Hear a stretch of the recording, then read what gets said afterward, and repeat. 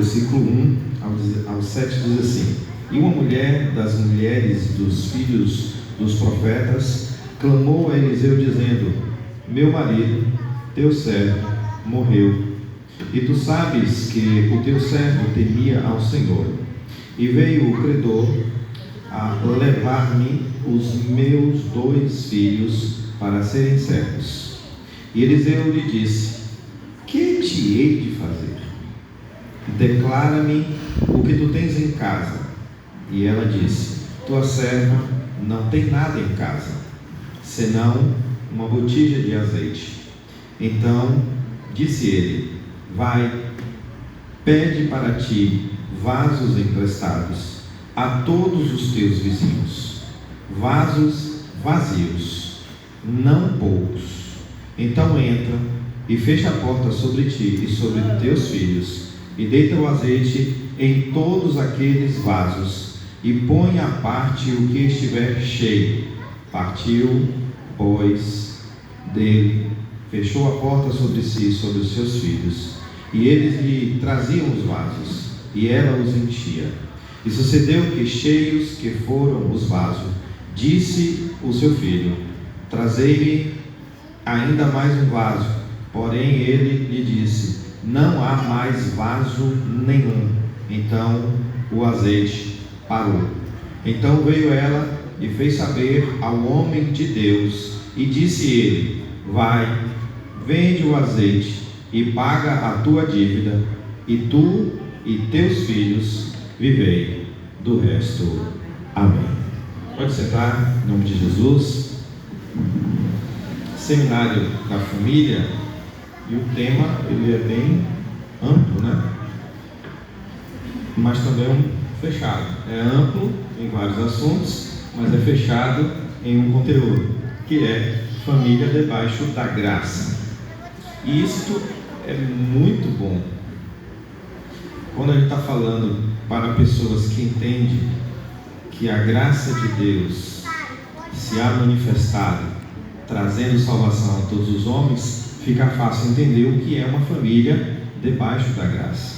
Mas o tema de hoje é enfrentando a escassez mesmo debaixo da graça.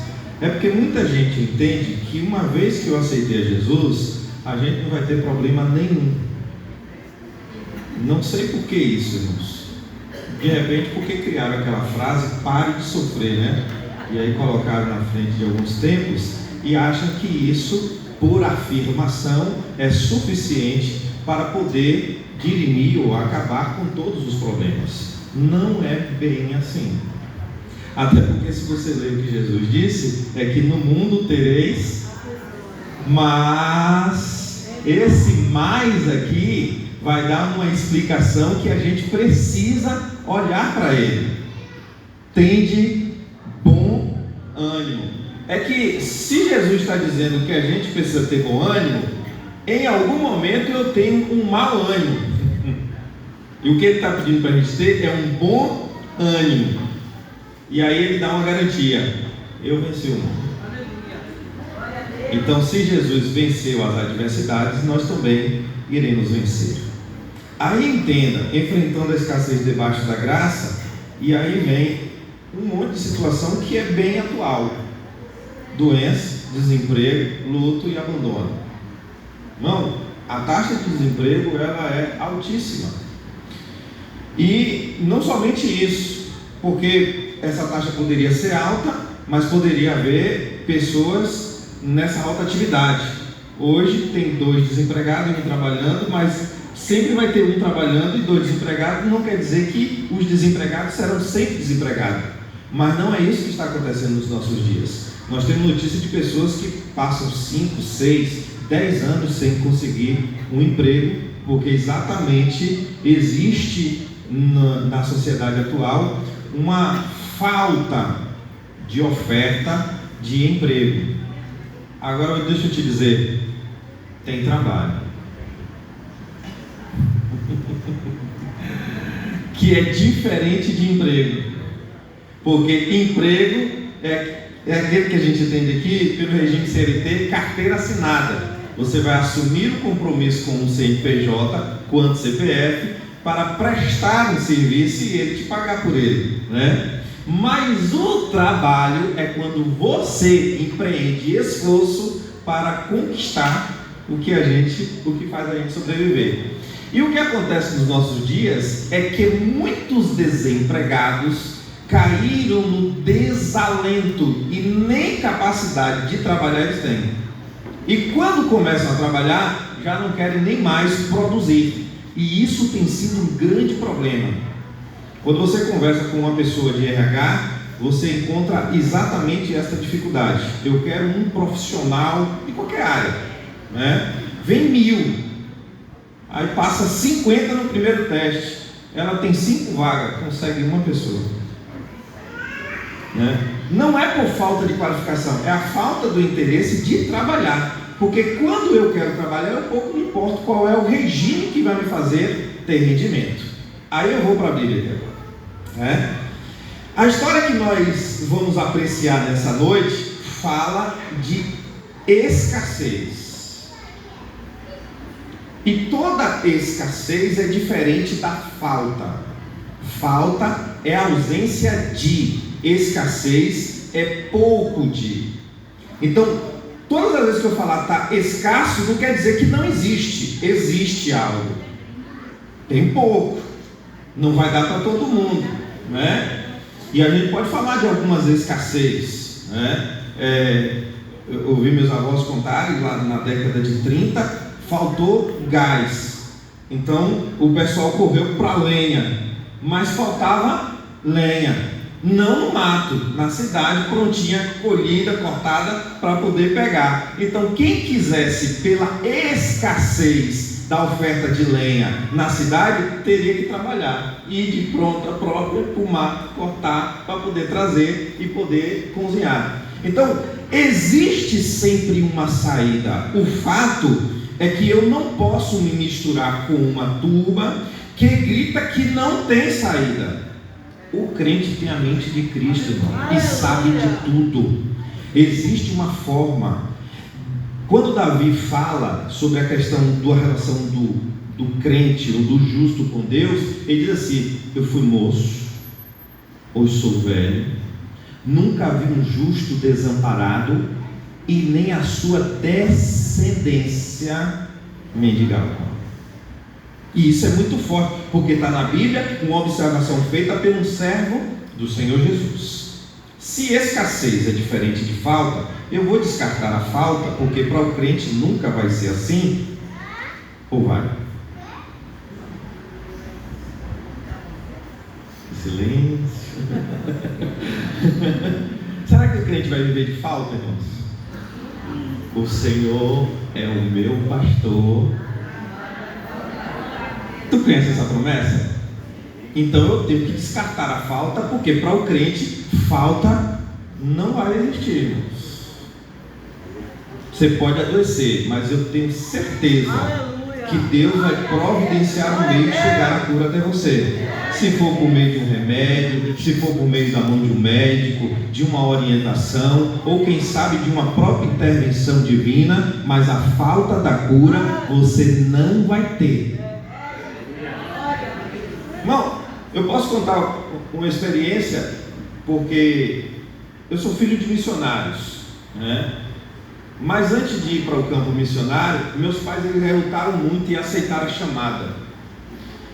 E eu lembro que lá em casa quebrou tudo. Começou as coisas ficarem escassas, não falta não. Porque eu poderia não ter uma cama alta, eu tinha uma cama no chão, mas tinha cama. Não tinha cama com pé, né? Mas tinha onde deitar, não tinha onde dormir. Então eu tinha uma escassez, ou seja, aquilo que as pessoas chamavam de natural, não tinha lá. Quebrou cama, guarda-roupa, liquidificador, geladeira, fogão, tudo na casa foi quebrando. E nada dos meus pais entenderem que aquilo era Jesus. E aqui eu estou te dando já uma mensagem. Se está começando a ficar escasso na sua casa e tu tem uma promessa de que nada vai te faltar, tenta entender com Jesus o que é que está acontecendo. E aí eu vou te dizer, isso aqui não é uma questão pastoral de alguém que deixou de te visitar, de alguém que deixou de te acompanhar, não porque eu sou novo convertido, não porque eu já tenho tantos anos nessa igreja, nem uma coisa nem outra. É a relação do crente com Cristo. Porque se você serve ao Cristo provedor, Ele é o Jeová Jireh, o Deus que provê. Fica bonito numa frase poética, mas na prática é como o Deus que você serve. E aí muitas das vezes eu coloco a culpa no pastor. Não, é esse pastor. Não, mas é o meu líder de departamento. Não, mas é isso, é aquilo. Tentando justificar aquilo que eu não busco em Deus. E aí deixa eu te falar aqui. A escassez que bateu lá em casa foi tamanha, irmãos, que minha mãe perdeu o documento com dinheiro, com tudo. Não tinha como sacar no banco, não tinha como receber direto na empresa. Nada, Jesus trancou tudo. E além do mais, foi para cima da cama. E ela só ganhava se tivesse no batente, porque era autônomo. E aí agora? Crente desobediente. Falhou? Oi?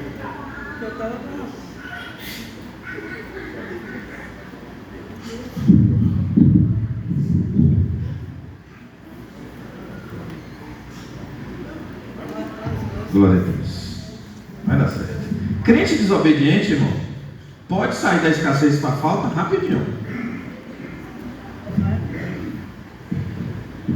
Mas é assim. É rápido.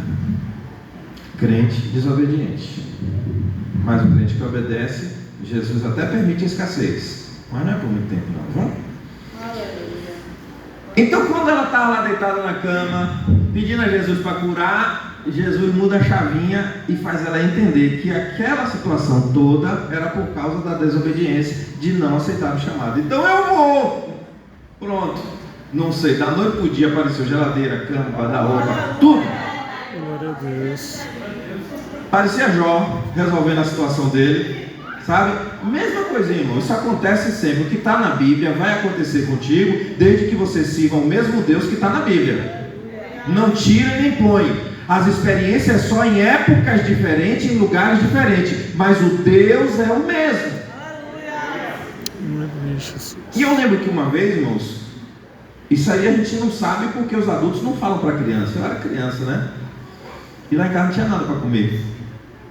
Minha mãe botou uma panela no fogo, entrou no quarto, foi orar e falou: Jesus, eu já disse que eu quero, que eu vou para a obra, mas não é eu, o Senhor tem que usar alguém para nos enviar. Para onde que eu vou, Jesus? O que é que eu vou fazer? Como é que eu vou fazer? Agora, Pai, providencia o alimento. Como é que essas crianças vão comer hoje? E está minha mãe orando, e a irmã Odete morava do lado, a casa do lado, e foi no açougue de frente mesmo da casa, frigorífico que mata a galinha na hora, e foi lá para comprar uma galinha para ela. E quando ela chegou na fila, ela era a última na fila, parou para esperar o pessoal que estava sendo atendido, e ela ouve por trás alguém dizer para ela assim: compre e leva para a irmã da Luz.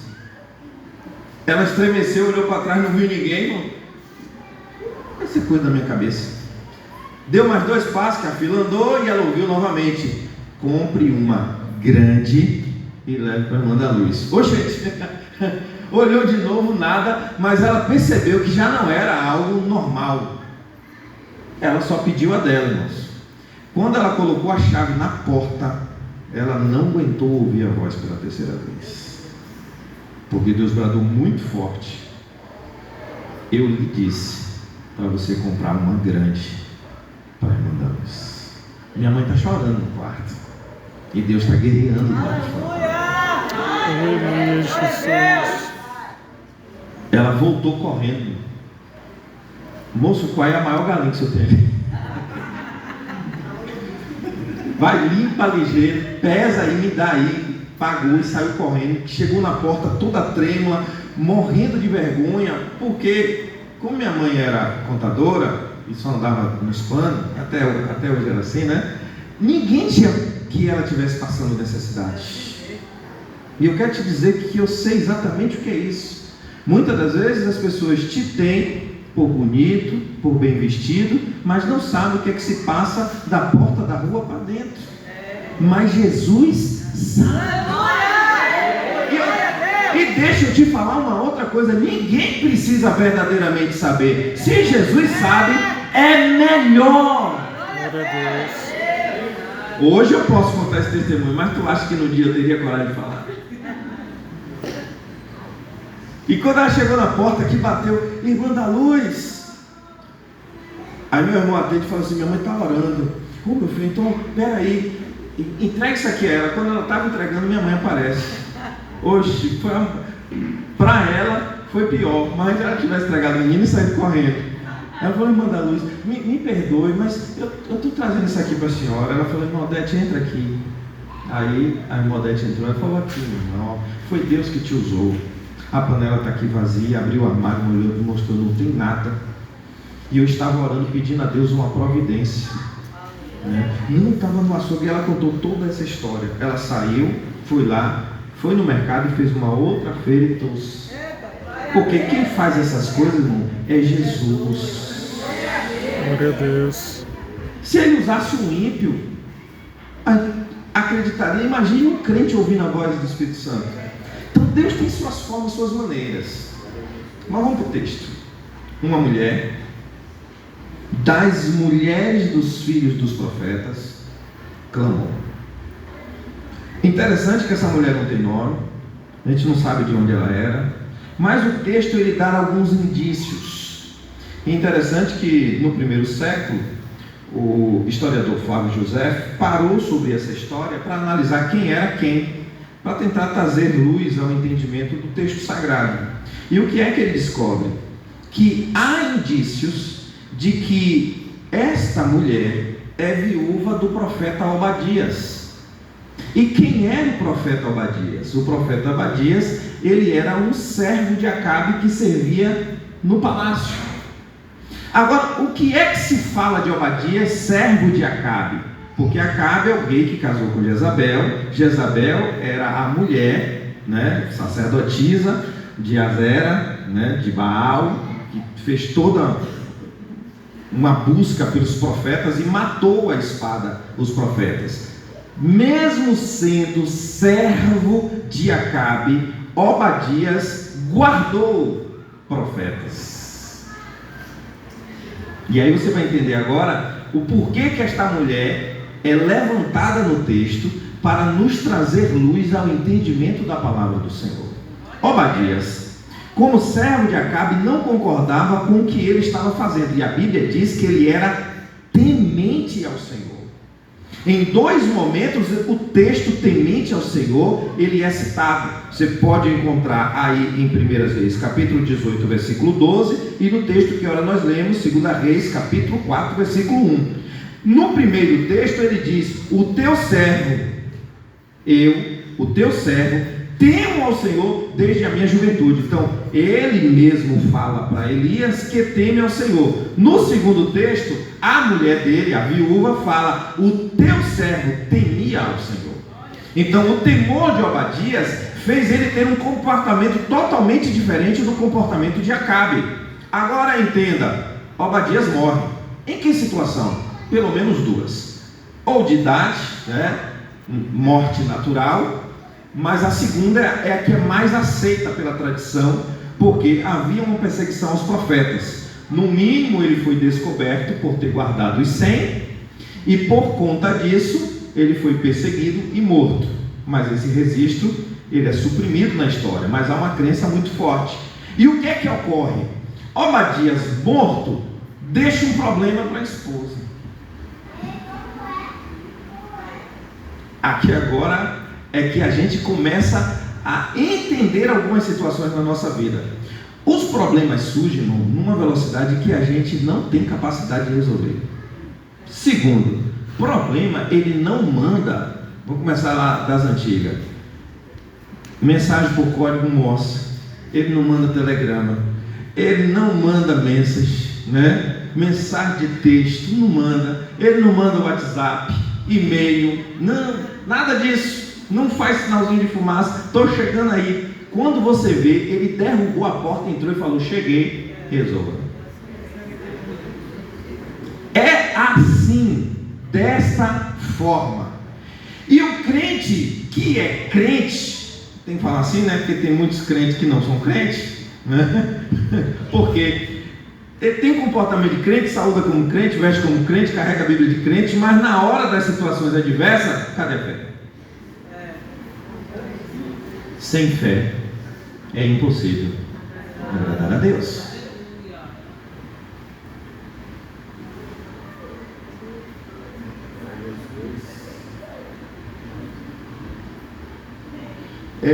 Então, aquela mulher recebe, no caso, tem a perda do seu marido.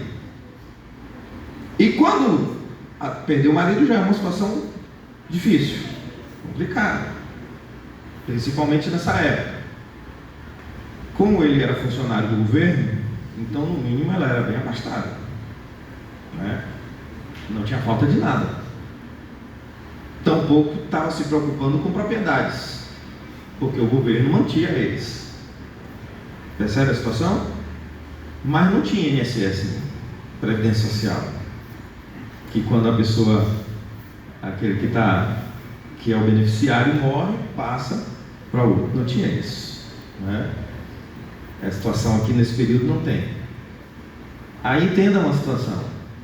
Obadias, para sustentar aqueles 100 profetas às escondidas, né, ele teve que tomar um empréstimo para poder manter aqueles homens.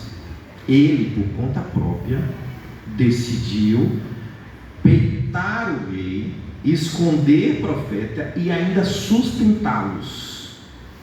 O pastor pediu alguma coisa? Foi o departamento? Quem foi que pediu para ele fazer isso? Cada profeta que se virasse, procurasse uma montanha, uma caverna, algo para fazer, não é assim? Não poderia ser feito assim? Não, mas ele assumiu uma responsabilidade. Não, eu vou cuidar de vocês. Eu posso. Eu tenho crédito, então tomou dinheiro emprestado para cuidar daqueles homens. Quando é descoberto, é morto. A dívida fica para quem? E aqui você vai entender por que a dívida fica para ela, porque nós estamos falando de uma legislação do período de Israel. E se você ler lá o capítulo 25 do livro de Levítico, você vai entender que existia a lei do credor. E quem não tinha com que pagar em dinheiro ou no que se produzia, e no caso dele, ele teria que pagar pelo aquilo que o rei pagava a ele, então, no mínimo, ele deve ter parcelado essa dívida ou dado um tempo para pagá-la, né? Porém, ele morre antes da dívida vencer. E eu nem sei se a mulher sabia que existia essa dívida, porque o texto não deixa isso bem claro, mas eu acredito que ela não sabia. Porque os credores chegam na sua porta e falam assim: olha, teu marido morreu, mas deixou uma dívida, está aqui, ó. E aí tu tem tantos dias para pagar, senão vou levar teus 2 filhos. Aqui complica, irmãos. Aqui complica. Por que complica? Porque a perda já está deixando ela sensível. Está mexendo com toda a sua estrutura. Porque quem ia produzir agora para alimentar a viúva eram os filhos. Então o seu aporte social eram os seus filhos. Mas a dívida deixada pelo seu marido agora levaria os seus filhos, porque a lei de empréstimo dizia que quando chegasse o período de pagar e a pessoa não pudesse, a penhora eram os filhos. Então ele poderia levar o filho escravo, poderia ir como escravo, mas como ele não estava aí, então entregaria os filhos, que ficaria trabalhando por um certo período de tempo até pagar a dívida e voltava. Só tem uma observação que eu achei interessante aqui, né? Que era uma proteção tanto para o credor, no caso ele iria receber o dinheiro de qualquer forma, porém poderia não receber o dinheiro se o período de cobrança da dívida caísse no ano sabático, que é o chamado de jubileu. Então trabalharia 6 anos, ou teria essa dívida durante 6 anos, e se a cobrança caísse no ano de jubileu, aquela dívida era paga, ou seja, amortizar, você não deve mais nada. Mas não parece que a lei também estava favorável a ela, porque ela está dizendo que os seus 2 filhos iam ser levados. Situação bem complicada para essa mulher e para esses meninos.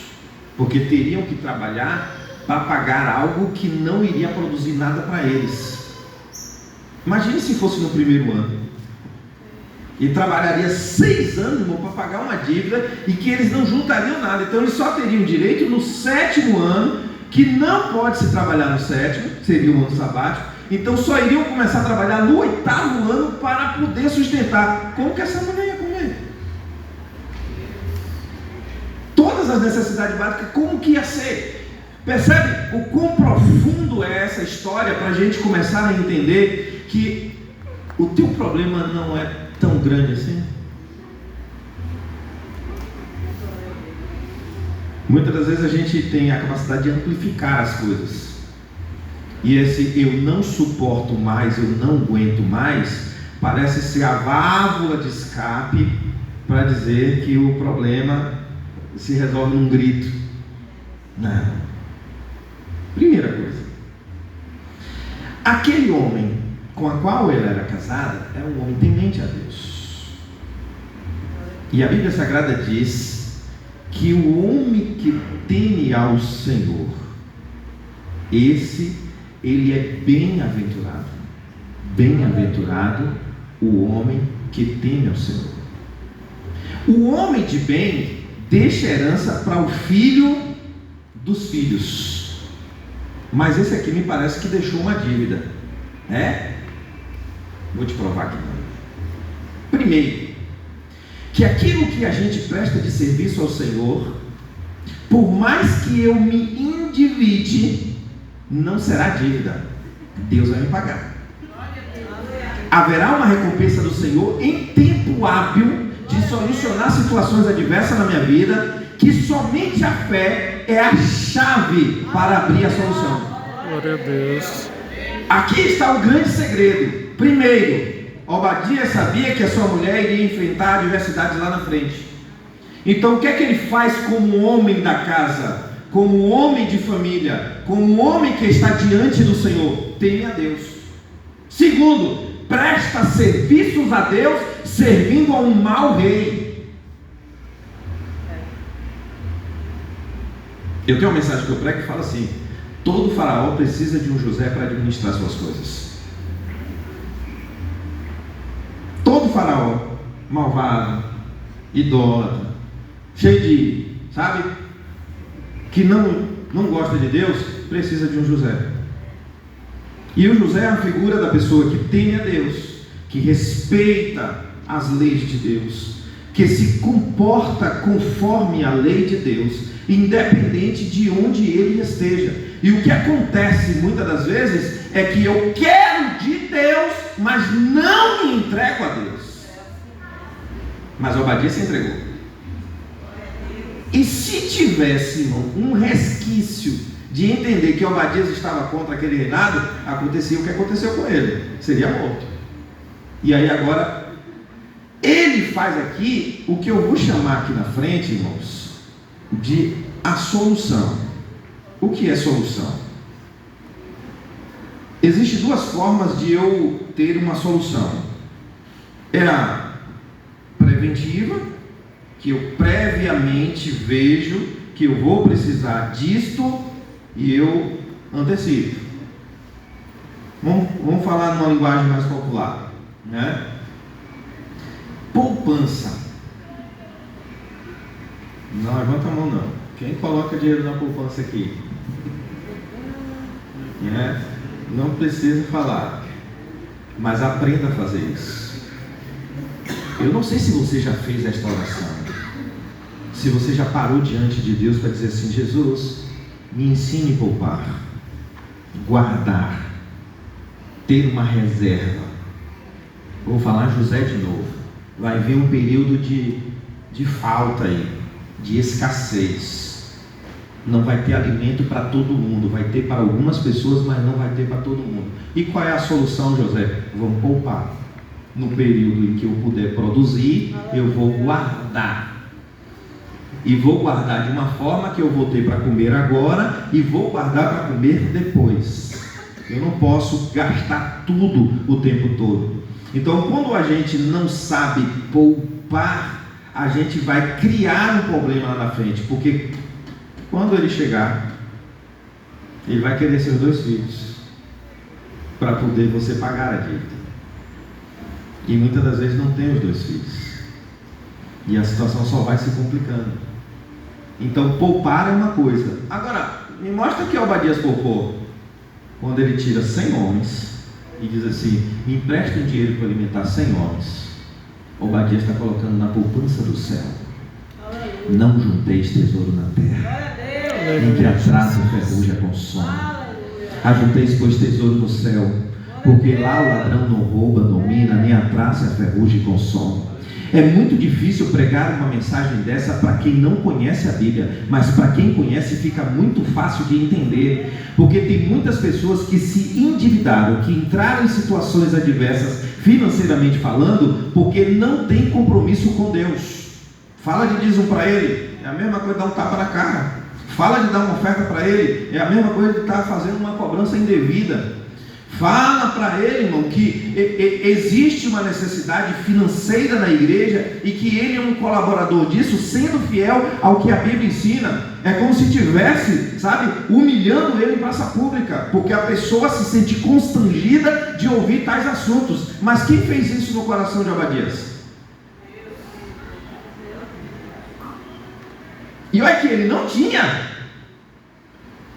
a capacidade dele de entender a necessidade de mergulhar na obra e de servir a obra tão grande que ele não tinha e toma emprestado para servir.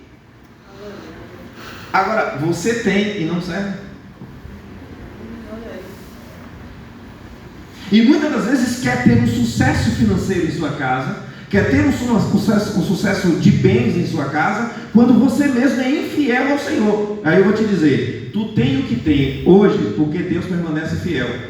Porque ainda que a gente seja infiel, Ele permanece fiel. Mas experimente ser fiel ao Senhor para tu ver. E eu não estou pregando aqui teologia da prosperidade, eu estou pregando teologia da fidelidade. Se você é fiel ao Senhor, Deus será fiel a você. E o versículo que pauta isso está escrito assim: trazei, traga, e depois faça a prova de mim. Se eu não abrir a janela do céu e te abençoar de uma forma que você não vai se surpreender, está na Bíblia. Então, poupar é, neste caso aqui, a primeira solução encontrada. Mas a mulher trabalha? Não, quem trabalha é o homem. Então quem teria que fazer a poupança era ele. Mas ele estava tão envolvido na obra que ele fez uma poupança espiritual. E tu quer melhor do que essa? Glória a Deus. Então tu está dizendo que eu tenho que vender minha casa, vender minhas coisas, pegar empréstimo no banco para vir aqui e colocar o dinheiro na salva? Não, não, não e não. De forma alguma. O seu compromisso com Deus deve ser de tal forma que você sabe exatamente na sua relação com o Espírito o que é que você vai ser na obra dele e de que forma isso vai chegar. Se tu for fiel no dízimo, já é o suficiente. Se tu for fiel nas ofertas, tu já é suficiente. Aleluia! Tem mais 2 condições na Bíblia Sagrada que é o que é chamada de voto. Não se ouve mais isso, irmão. Eu vim aqui trazer meu voto. É difícil, pastor. Eu estou pastoreando, eu sei disso, né? De alguém chegar e falar assim: vim trazer um voto. Qual foi o voto do irmão? Não, eu estou com uma causa na justiça e eu disse a Deus que se essa causa saísse, 50% eu ia dar na igreja. Não se ouve mais isso, irmão. Né? Eu consegui comprar um som para a igreja de um irmão que vendeu uma casa e ele falou que se ele vendesse a casa, ele daria o som completo que a igreja precisasse. E aí ele me procura e fala assim: o senhor quer comprar qual som? Eu falei: não, o suficiente. Então vamos lá na casa. Fui lá no lugar, comprei, está aqui, está pago, vamos para a igreja e vamos cantar. Porque crentes fiéis têm compromissos de fidelidade com Deus. Mas a representação de Deus na terra é o homem. Obadias morre, o problema chega na casa da mulher, ela não tem como se alimentar e os seus filhos estão para ser escravos. E ela não consegue produzir. Mas não consegue produzir de forma que pudesse se alimentar e também pagar a dívida. Entenda aqui agora. Ela vai até o homem de Deus. E a Bíblia diz que ela clamou. O clamor, irmãos, não é cochichar no ouvido. Hã? Não entendi. Não, então entra numa sala aqui que eu quero falar só com o senhor. Não, essa mulher clamou. O senhor é o profeta de Deus, é representante dele, então deixa eu falar para ele ouvir. Meu marido, teu servo, morreu. Ele era temente ao Senhor. Aleluia. Agora chegou o credor. Eu acho interessante que ela não culpa o marido. Ele tomou um dinheiro emprestado, não sei que loucura foi que ele foi fazer, de pegar o dinheiro que seria da família e levar para a igreja. Pela risada, acho que alguém conhece um. Não. Ela conta a situação adversa para o homem de Deus. Sabe onde é que as histórias estão sendo contadas? No Instagram, nos grupos de WhatsApp, no Facebook. O homem de Deus não é mais procurado. E quando é procurado, quer dele a solução, que parece que é o que acontece aqui no primeiro momento, né? Meu marido teu servo, então o senhor tem que dar jeito. Ele faz uma pergunta para ela, né? Versículo 2: E Eliseu disse: que hei de fazer, mulher? Teu marido morreu, tu não tem com que se cuidar, e eu, né? Na gíria dos nossos dias, e eu com isso? Eu vou fazer o quê? Porque para muita gente, irmã Cristina, a igreja tem a obrigação de sustentá-los. Matar a fome nós temos.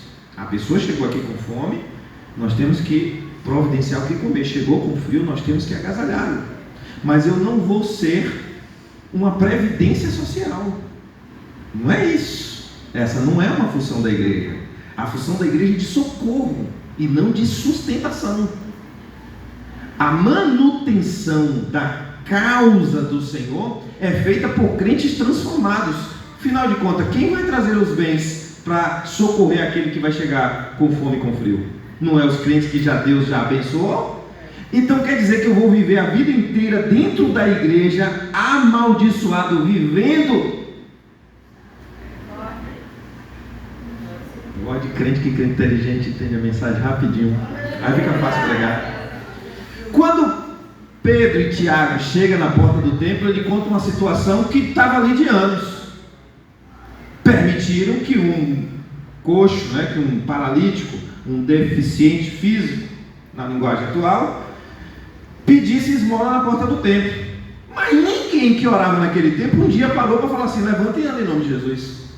Mas no dia de Pedro e Tiago, ele vira com uma expectativa maior. Esse é o discípulo que andou com Jesus, Jesus curou, então é eles que vão me dar agora. Tem gente que já olha para o pastor exatamente dessa forma, com um olhar pidão, e o pastor tem a obrigação de dar a melhor esmola que ele pede a vida inteira. Aí se surpreendeu com dois espirituais. Eu não tenho prata, eu não tenho ouro. Aleluia! Cheguei atrasado, irmãos, porque eu estava numa ação social lá na igreja, consegui levar uma equipe de atendimento médico e nós prestamos lá esse serviço periodicamente. Graças a Deus tem nos dado conhecimento de pessoas. O nosso pastor presidente lá também tem nos dado essa ajuda, e a gente conseguiu trazer essa benesse lá para a comunidade, um pouco mais de conforto para eles, mas a igreja não pode fazer isso todo dia. A gente não tem essa capacidade financeira de sustentar uma ação social todos os dias, mas periodicamente a gente pode fazer, Agora, vai ter doente todo dia? Todo dia tem doente, irmão. Se você botar médico aqui, pastor, aberto aqui 24 horas, isso aqui vai virar uma emergência. Porque tem doente, tem todos os dias e em todos os lugares. Então essa não é a função da igreja.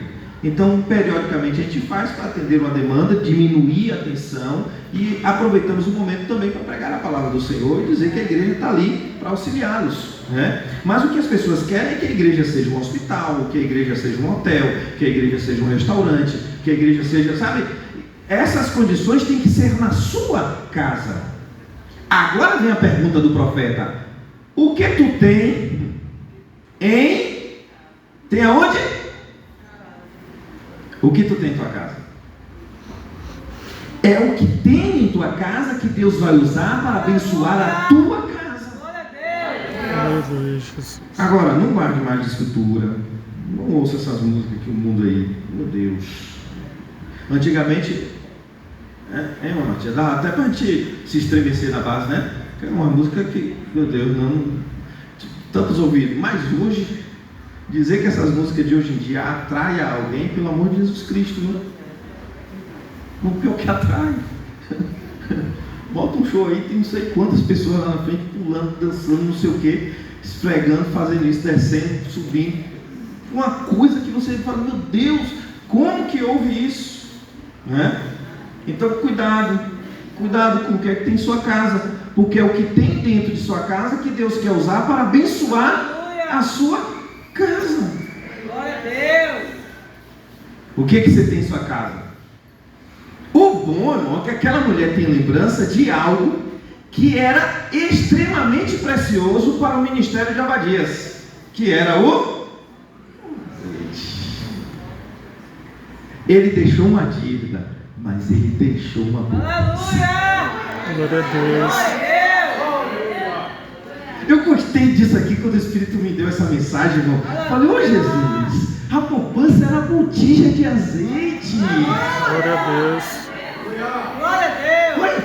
Era uma dívida que ia levar os 2 filhos. Isso é o que o mundo sabe. De repente, o vexame que você passa no mundo vai levar seu marido, vai levar sua mulher, vai levar seus filhos. Mas o que você tem dentro de casa, como poupança diante do Senhor, vai deixar seu filho aí, seu marido aí, sua mulher aí, vai abençoar seu lar, porque é isso que Deus quer. Glória a Deus.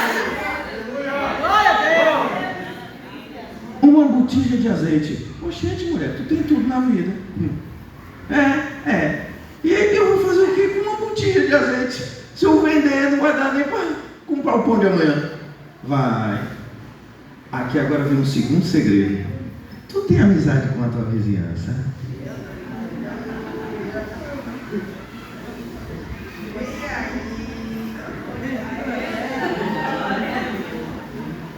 Vai lá nos vizinhos e pede vasilha. Deixa eu te dizer, a bênção da sua casa está dentro da sua casa, mas vai depender da bênção que está na casa do seu vizinho. Agora, seu vizinho não precisa ter nada para te abençoar, ele precisa ter uma vasilha vazia. Glória a Deus. Vizinha, me dá um sal, me dá um açúcar. Não é isso que ele está mandando tu pedir. Está mandando tu pedir vasilha vazia. Porque essa vasilha vazia vai ser cheia na sua. Aleluia, Jesus.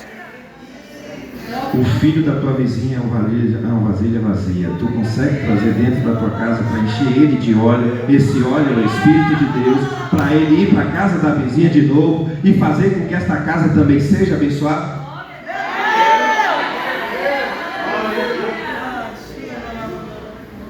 Entenda uma coisa.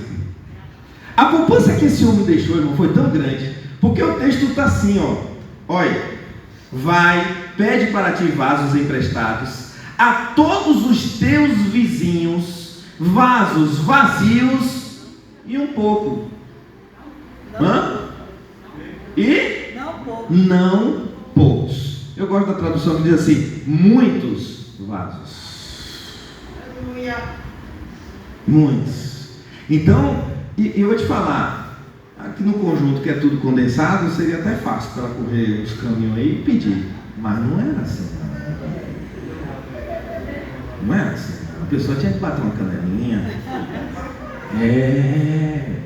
E aí eu vou te dizer, muitas das vezes eu tenho uma bênção dentro de casa, eu tenho que me mover para poder a bênção acontecer. Mas o que é que eu faço? Tu está cadastrado na escola bíblica dominical?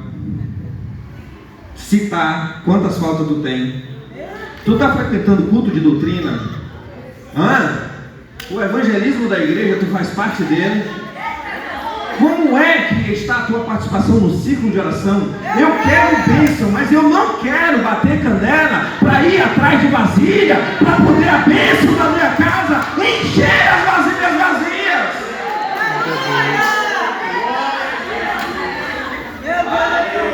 A realidade espiritual de muita gente, irmão, está no comportamento. Eu sou prova disso.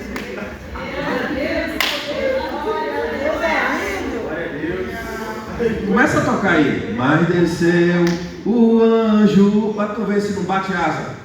Quebra de lado, pula de outro, não sei o que, tal. Mas quando o boleto chega, a cara fecha. O carro da Coelba está passando na rua. Não é minha não, não é minha não, não é minha não. Meu Deus, não é não. A realidade não condiz com o teatro apresentado. E crente não vive de teatro. Crente vive de glória em glória, de bênção em bênção. E se chegou na tua porta alguém para cobrar, é na tua casa que tem algo que Deus vai usar para poder pagar o credor. Glória a Deus. E vou lhe falar, não é só para pagar a dívida. A mulher foi lá, pegou um cara de vasilha. Traz vasilha, menino. Irmão, segundo o historiador, era mais ou menos uns 700 ml. E ela disse para o profeta que tinha um pouco, então não tinha 700 ml. Do meio para baixo, vamos dizer assim. Né? Ela só tinha ali mesmo o olhinho da unção para jogar numa feridinha, porque esta botija, ela era utilizada em ocasiões especiais. Não era assim, como a gente compra leite galo, bota na salada, não sei o que, não, aquilo ali era especial. Um menino machucou, chegou lá com a pereba, joga o óleo, né? Vai viajar, aí passava na testa para poder aguentar a estrada. Era como se fosse um certo protetor solar e um hidratante, né? Mas alguém chegou e o profeta vai ungir.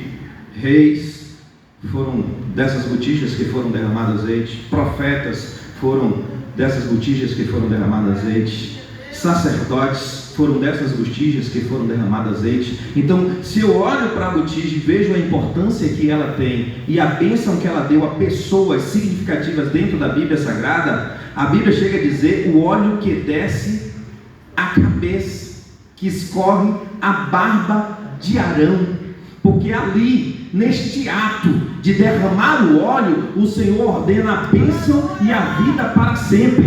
Mas para chamar de óleo, de bênção, de vida para sempre, lá no primeiro texto ele diz assim: ó, quão bom e quão suave é que os irmãos vivam em união. Se tu não tem união para pedir uma vasilha, tu não vai ter capacidade de enchê-la com o que você tem na sua vida.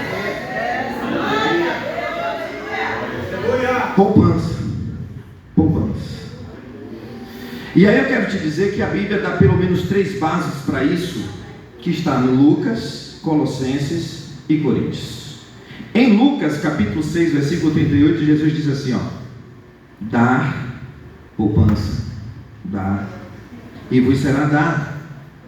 O homem deu para 100 em forma de empréstimo, que gerou uma dívida para ele, e parecia que aquilo ia ser um sufocamento da sua família e que ele ia perder tudo. Perdeu a vida, agora estaria perdendo seus 2 filhos para ir como escravos, e a sua mulher amíngua, abandonada, não ia ter nada. Fim de uma família. Quem serve o Senhor não tem fim não, meu filho, tem recomeço. Por isso que a Bíblia diz assim: dá e vos será dado com a medida, recalcada, sacudida e transbordando vos darão, porque com a mesma medida com que medides, também vos medirão de novo. Não foi 100 que ele alimentou? Ele só tem 2 pessoas em casa para alimentar, no caso 3, né? A mulher e os filhos. Ele não estaria mais lá, mas ele tinha que deixar o alimento para eles. Então ele deixou uma botija de azeite e uma orientação para a mulher: ouve o homem de Deus, ouve. O que é que tem o pastor? O que é que eu tenho que procurar ele? O que é que eu tenho que falar com ele? Irmão, muitos casamentos, muitas relações de pais e filhos elas são solucionadas com uma visita simples no gabinete pastoral. Pastor, nós estamos passando por essa situação. Ao sair do gabinete, irmão, tudo se resolve. Aleluia. Essa mulher, se ela não vai até o homem de Deus, ela não teria solução. Onde é que ela ia saber que um azeite, a botijinha derramada em outras vasilhas vazias, iria encher, que ela ia pagar a dívida e ainda viver do resto? Tu quer uma poupança dessa? Paga a dívida e tu e os teus filhos vivem do resto. Aleluia. Parece que resto aqui é uma palavra pejorativa, né? Mas se ele falou vive do resto, então não era algo para poucos dias. Quando Deus dá, dá irmãos. Boa medida, recalcada, sacudida e transbordada. Segundo Colossenses capítulo 3, versículo 23 e 24, está escrito assim: e tudo quanto fizerdes, fazei de todo o coração, como ao Senhor e não aos homens, sabendo que recebereis do Senhor galardão da herança, porque Cristo, o Senhor, servis. Está prestando serviço ao Senhor? Deus não fica devendo nada a ninguém. 1 Coríntios 15, 58 diz: portanto, meus amados irmãos, sede firmes e constantes, sempre abundantes na obra do Senhor, sabendo que o vosso trabalho não é vão no Senhor. Aleluia. Aquele homem poupou e deixou para sua família um copinhozinho desse aqui de azeite, mas que gerou o pagamento da dívida e a sustentação da família. Segundo, aquele homem ensinou aquela família a clamar, a buscar o Senhor. Não é indo para um bar, não é indo para uma roda de amigos, não é indo, sabe, irmãos, procurar homens que não têm fé para tentar solucionar o seu problema. Se você vai conversar com um ímpio, a sua situação adversa dentro de casa, larga esse homem, deixa essa mulher, bota esses meninos no orfanato, bota num pensionato, bota num colégio interno, né? Então, é o conselho que o mundo tem. Ah, se é filho meu, tinha ver, ou eu morria, ou eu estava preso, né? Então, são conselhos que o mundo dá, e a Bíblia Sagrada diz que bem-aventurado é o varão que não anda segundo o conselho dos ímpios, nem se detém no caminho dos pecadores, e nem se assenta na roda dos escarnecedores. Sabe o que é que o mundo fora aí diz? Que a família não existe mais, que não existe casamento, que isso é um... Não posso falar. Não posso falar, né? Porque até falar é top. Até falar é top, é o que diz a palavra do Senhor.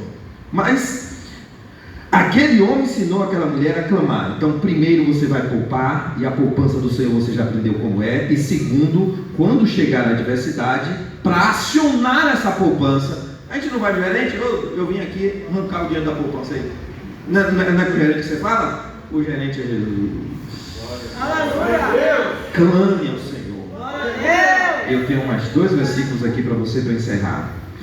Livro de Lucas, capítulo 11, versículo 9 ao 13, está escrito assim: e eu vos digo a vós, pedi e dá-se-vos-á, buscai e achareis, batei e abre-se-vos-á, porque qualquer que pede recebe, e quem busca acha, e a quem bate abrir-se-lhe-á. E qual é o pai dentre vós, que se o filho lhe pedir pão, lhe dará uma pedra? Ou também lhe pedir peixe, lhe dará por peixe uma serpente? Eu também, se lhe pedir um ovo, lhe dará um escorpião. Pois, se vós, sendo maus, sabeis dar boas dádivas aos vossos filhos, quanto mais dará o Pai Celestial, o Espírito Santo, àqueles que lhe pedirem. Experimentou clamar já?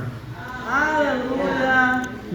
Agora, não está aqui no escopo da mensagem, mas Jesus me faz lembrar do versículo em que ele ensinou o dever de orar sempre sem desanimar. O dever de orar sempre sem desanimar. A mulher tinha uma causa na mão de um juiz iníquo e que não ligava para os homens. E todo dia aquela mulher batia na porta daquele juiz. Ei, o senhor já julgou minha causa? Ei, o senhor já julgou minha causa? Aleluia. Até o dia que o juiz falou assim: me dá esse processo aqui, para essa mulher não vir mais daqui. Assim também é vosso Pai que está nos céus. Aleluia. Agora me diga, qual é o tamanho do seu interesse para com a sua família, ao ponto de você ouvir Jesus da forma que Ele está te instruindo nessa noite? Não é uma vez, 2, 3. Se você já jogou a toalha e já desistiu, Jesus também desistiu. Porque o que se liga na terra, liga no céu. Mas se você disser assim: eu não vou abrir mão da minha família, eu não vou abrir mão da minha casa, pode ter certeza que Jesus entrará com providência e tudo mudará. Tudo mudará. Final, Mateus capítulo 1, versículo 22. E tudo o que pedires na oração, crendo, Deus te abençoe. Muito obrigado.